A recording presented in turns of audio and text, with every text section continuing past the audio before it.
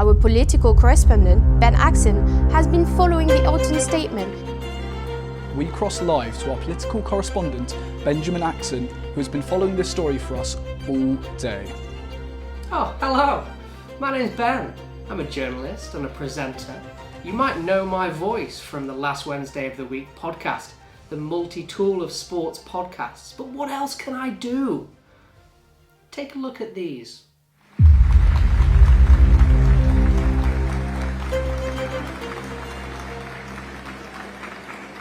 It has been a huge honour to be Prime Minister of this great country. As you can see from that video, Liz Truss has resigned. The events of yesterday in the House of Commons almost seem insignificant now.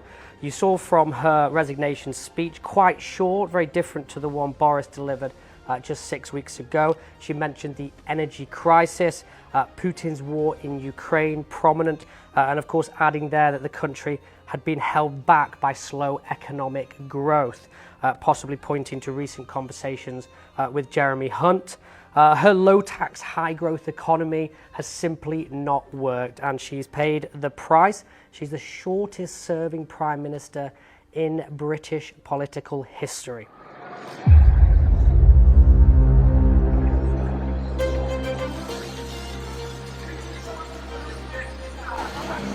Another busy day in Westminster. Jeremy Hunt delivering the autumn budget, the second financial package delivered in the last 2 months alone.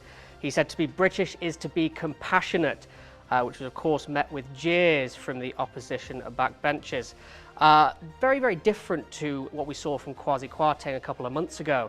Kwarteng at that time announced 30 billion in tax cuts, a budget that cost him his job. Today, Hunt announced tax rises of £54 billion, an incredible U-turn for the Conservative government. Alongside that, tens of billions in tax rises, spending cuts tantamount to austerity. The top rate of tax was reduced from £150,000 to a little over £125,000, and the national living wage had its largest ever increase from £9.50 to £10.42. All this does is push more people into higher tax brackets to try and dig the country out of a financial black hole. There was also... How about huge breaking international stories? COP27 doesn't get much bigger than all the world leaders descending.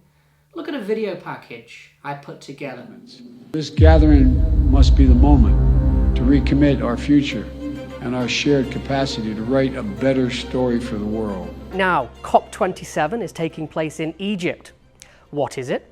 Who is attending? And what outcomes can we expect from the event? Well, it's the United Nations 27th Conference of the Parties. The focus, climate change. World leaders from every country have been invited, with many giving speeches.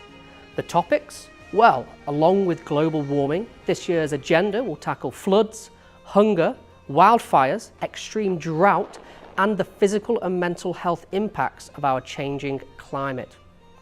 So, who's attending?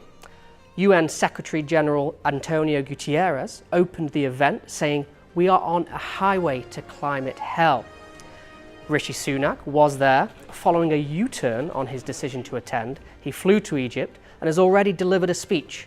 He said it is morally right for the UK to act on those pledges made in Glasgow last year. That when nations come together in common cause, there is always room for hope. He was pictured on Monday alongside Ursula von der Leyen, the President of the European Union. French President Emmanuel Macron and Mohammed bin Salman, the Crown Prince of Saudi Arabia, are also in attendance. I wanted to find out how the conference is being received locally. I went out into Southampton city centre to ask locals what they think. I think Rishi's got his priorities wrong at the moment.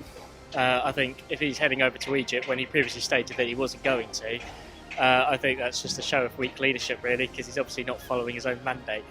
Like, now that I know it's a thing that's happening, I'm going to have to look it up, yeah. So, no clear consensus there. A bit like at COP27. One thing that is... Thanks for watching. Please like and subscribe, or hire me. Check the details below the video. Have a great day.